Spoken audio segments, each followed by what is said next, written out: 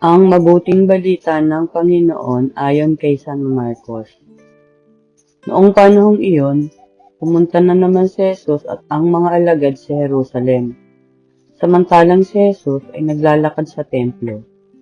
Nilapitan siya ng mga punong saserdote, ng mga eskriba, at ng matatanda ng bayan. Tinanong siya, ano ang karapatan mong gumawa ng mga bagay na ito? Sino ang nagbigay sa iyo ng karapatang ito?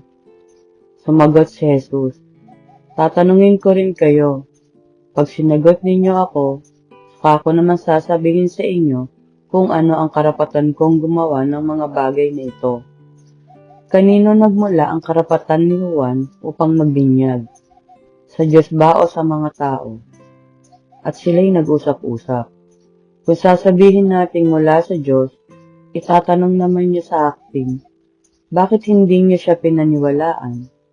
Ngunit kung sabihin natin mula sa tao, natatakot naman sila at baka kung ano ang gawin sa kanila ng mga tao. Sapagkat kinikilala ng lahat na si Juan ay isang propeta.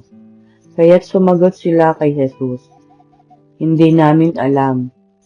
Sinabi ni Jesus sa kanila, hindi ko rin sasabihin sa inyo kung ano ang karapatan kong gumawa ng mga ginawa ko. Ang mabuting balita ng Panginoon.